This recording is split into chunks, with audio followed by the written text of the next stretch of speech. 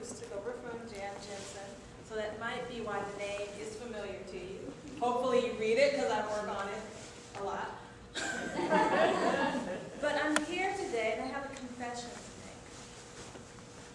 make. My name is Karyn Beach, and I'm organized. Like organized, like list making, goal setting, planner carrying. Right now at home, my clothes are laid out for tomorrow. My tea is ready for the drive. Never lose my keys. Organized. Wow. And when I'm a coach like Lisa, and my passion, my purpose, is helping people to develop the tools to start where they are right now to make their lives better and to begin to live their lives of power, passion, and purpose. And so one of the things I want to start doing is writing different workbooks and e-books that can help people to kind of get on their way. And when I thought about what I wanted to write about, I am a writer, I write blogs, I've written screenplays, and I know that when you write, you have to have something that you're passionate about, because you're going to be writing it for months, you're going to be talking about it for months, possibly years. And the first thing I thought about was organization. Because, as I said, I'm a crazy organized girl. So it's something that's near and dear to my heart, and it's something that I know that a lot of people need help with. Let me give you a few statistics. How many of you do housework every day? Show of hands. Okay, this is a pretty good group. This is a pretty good group because statistics say that 83% of women spend time every day on chores and housework. 83% of women. Which makes this next piece of trivia, or next statistic, even more powerful. That you could eliminate 40%, almost half, of your household chores just by eliminating clutter. 40%. Now, if you're not on board with being just a little bit more organized, and I'm not talking about really organized, I'm not trying to turn anybody into, crazy organized girl. We spend, on average, in a year, 100 hours looking for lost items. Oh, I can beat that.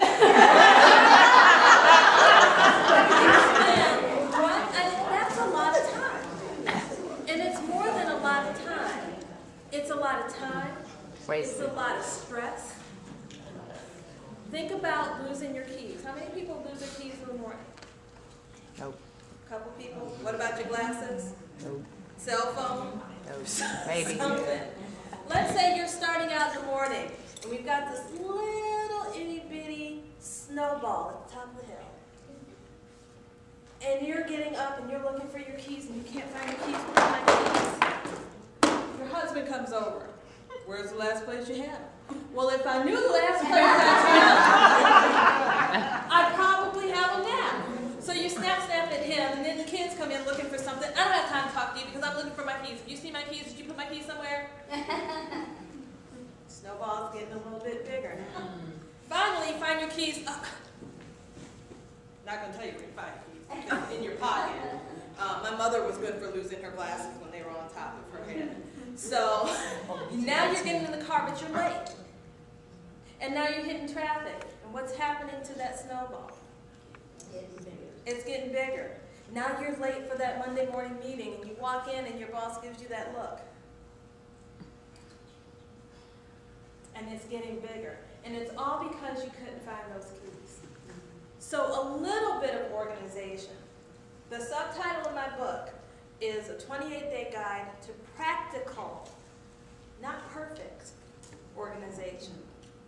But a little bit of organization will go a long way to eliminating stress, making your mornings, making your routines more peaceful. Imagine how much better you would feel if you didn't spend 100 hours looking for things. If maybe you spent 75. You know, time is money. I mean, when you think about it, it really is And you know, cost effective. and you think about how many millions of dollars companies spend every year buying supplies that they already have. That's a lot of money. And we normally don't associate money with being organized. But how many times have you gone to the grocery store? I'll take it back for a second. You buy your stuff from the grocery store, you get to the cabinet, and oh, I already have three of those.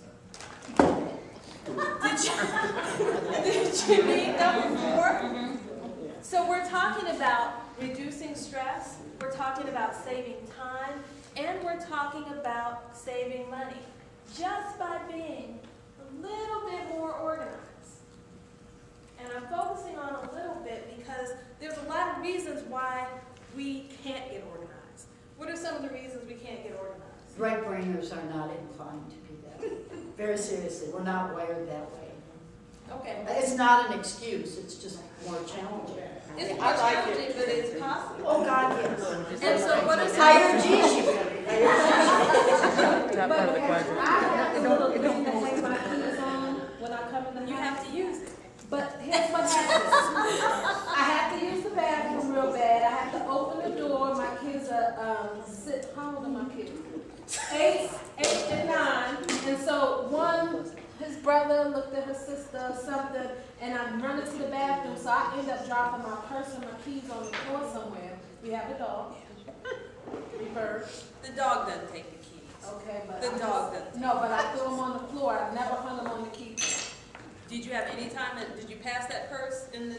Probably, but after I used the bathroom, I went straight to the kitchen. Yeah, you need to put the hook wherever you are most often. When I come home, I have a house. When I come into the garage, my door is right here. My front door is like next to the garage door, and in between both of them, I have a little stand. Really cute little one drawer that you've seen it. Did in my house. And there's a little drawer there. I keep 2 things in that drawer: my keys and the dog's leash. And even if they don't get in it, because maybe it's a problem, it's a hook. Maybe you need some place where you can just drop them. Okay. But you want to get in the habit of developing a lot of little rituals. And those little rituals are going to save you time, because when you get in the habit of doing something and you do it regularly, 2 things in that drawer: my keys and the dog's leash. Because the dog is always going out one of the doors. So it's a practical thing to have it right there. And so you have to have something that works for you. Maybe that hook doesn't work for you. Maybe if you could just drop it on the table, or drop it, or keep it in your purse. Have a basket right by the You have a basket, or just keep it in your purse and you know it's there. We're going to talk about your purse later.